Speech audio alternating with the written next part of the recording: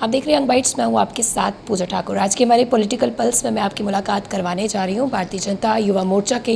प्रदेश अध्यक्ष अरुण प्रभात जी। सबसे पहले इनका स्वागत करते हैं। आपका स्वागत है यंग बाइट्स में। बहुत बहुत धन्यवाद जी। अरुण जी, जिस तरह से युवा मोर्चा के प्रदेश अध्यक्ष लगातार जो है युवाओं में जागरूकता आप लाते हैं, सरकार द्वारा कई सारी स्कीम्स जो है लाई जाती है, और ऐसे में क्या लगता है कहाँ पे कमियाँ खामियाँ रह जाती है कि जो भी उनके लिए स्कीम्स लाई जाती है उनमें वो पीछे रह जाते हैं?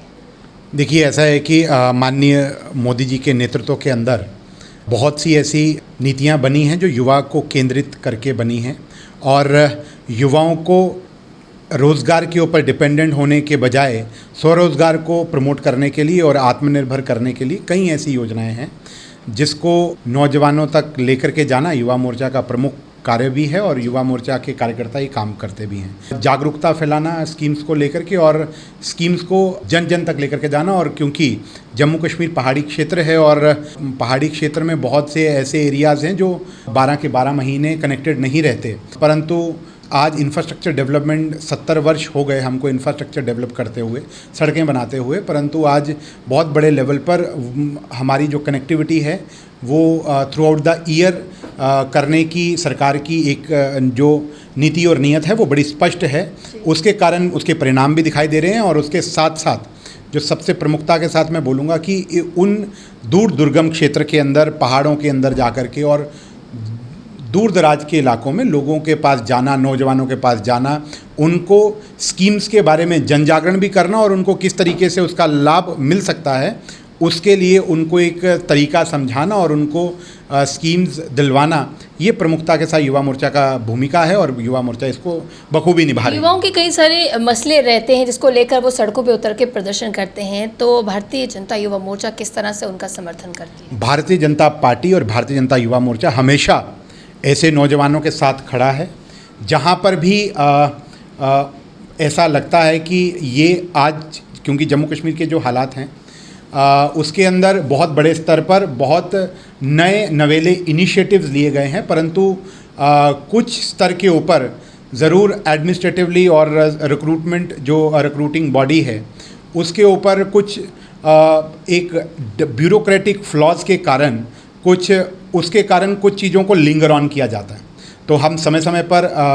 एलजी साहब को भी हमने ज्ञापन दिया है, और चीफ सेक्रेटरी साहब से भी मिलकर के हमने इस चीज़ को स्पष्ट करने के लिए कहा गया है, और मुझे ज़रूर विश्वास है कि चाहे वो रिक्रूटमेंट के इश्यूज़ हों, अभी तो एसएसबी का एक एडवर्टीज़ भी हो चुका है, एक एकेडमिक कैलेंडर, जिस तरीके से एग्ज़ाम कैलेंडर की जिस तरीके से एग्ज़ाम्स होने वाले हैं, और उसको रिवाइज्ड अपना एग्ज़ाम कैलेंडर हो, और उसमें जो नई पोस्टें लगभग 40 से 50 हज़ार जो नई पोस्टें विभिन्न स्तर पर आने वाली हैं, उसके लिए भी हमने कहा है कि जल्द से जल्द उसको स्पष्ट किया जाए, ताकि एक जो कुछ देर से जो बना हुआ एक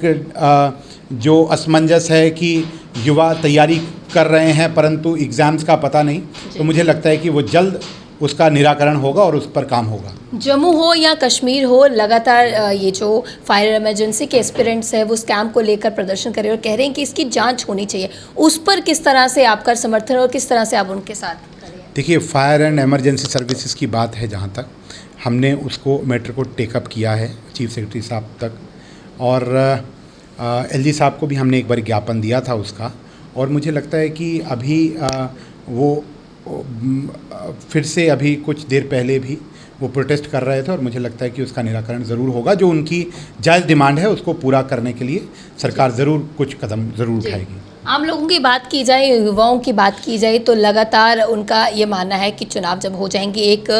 जब सरकार आएगी तो कहीं ना कहीं उनके मसले मसाइल जो है वो जल्द से जल्द हल हो पाएंगे। ऐसे में युवाओं के लिए क्या कुछ कदम जो है उठाए जाएंगे, और आपने क्या कुछ की रोल जो है रखे हुए हैं? आप देखिए, सबसे पहले तो एक पूरे एडमिनिस्ट्रेटिव और पूरे एक पॉलिटिकल सेटअप के अंदर एक बहुत बड़ा जो युवाओं को लेकर के उनकी भागीदारी जन सेवा के अंदर, लोक सेवा के अंदर बढ़ाने का काम भारतीय जनता पार्टी ने किया है। जो थर्ड ईयर गवर्नमेंट थी, पंचायती चुनाव होते थे वो भी कई 10, 15, 20 साल में एक बार, और पंचायत जो थी एम्पावर्ड नहीं थी, परंतु ये पहली बार हुआ कि पंचायती चुनाव भी हुए और पंचायतों को एम्पावर भी किया गया। एक एक पंचायत के अंदर लगभग कई लाखों के काम, 50-50, 60-60 लाख, 1-1 करोड़ के काम भी हुए हैं। पंचायतों को एम्पावर करना और बहुत बड़ी मात्रा में नौजवान जीत करके आए। ऐसे ही बीडीसी डीडीसी बहुत बड़ी मात्रा के अंदर नौजवान जीत करके आए और उन्होंने भी एक आम नौजवान के मन का एक भाव है कि हम भी लोक सेवा में आए, परंतु आज तक जो सरकारें थी उन्होंने एक डेडलॉक सा बना रखा था। केवल एक परिवार से आए हुए लोग या एक बड़ी बड़ी परिवारों से आए हुए नौजवान या लोग ही केवल नेतृत्वकर्ता बन सकते थे, परंतु उसको पब्लिक डोमेन में लेकर के आना कि पब्लिक सर्विसेज में डायरेक्टली नौजवान आए और आपने देखा कई पंच सरपंच बीडीसी डीडीसी नौजवान बने और उन्होंने अपने अपने क्षेत्र में बहुत अच्छा काम किया है, जिसके स्वरूप में वो आज अपने नौजवान अपने अपने क्षेत्रों के एक नेता के रूप में उभरे भी हैं और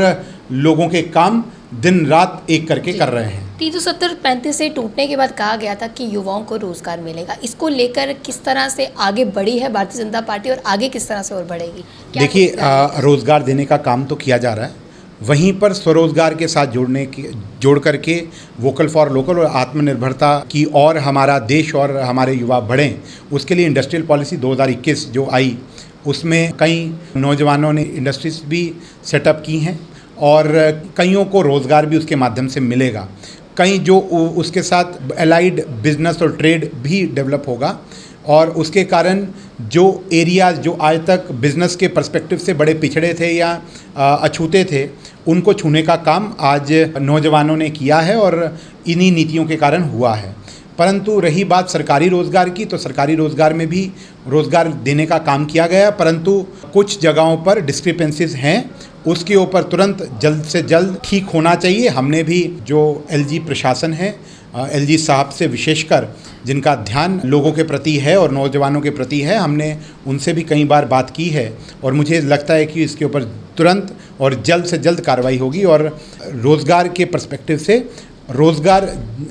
के ऑप्शंस जो हैं और जो नए नए मौके हैं वो नौजवानों को मिलेंगे। बहुत धन्यवाद हमारे साथ जुड़ने के लिए। तो साफ तौर से इनका कहना है कि नौजवानों के साथ ये खड़े हैं और उनको सुविधा देने के लिए लगातार आवाज़ भी उठाते हैं और आगे भी उठाते रहेंगे। इनका समर्थन उनके साथ था और आगे भी रहेगा। अगली वीडियो लेकर फिर मैं हाजिर होंगी, तब तक आप देखते रहिए यंग बाइट्स। फिर जर्नलिस्ट अमन शर्मा के साथ मैं पूजा ठाकुर, यंग बाइट्स जम्मू।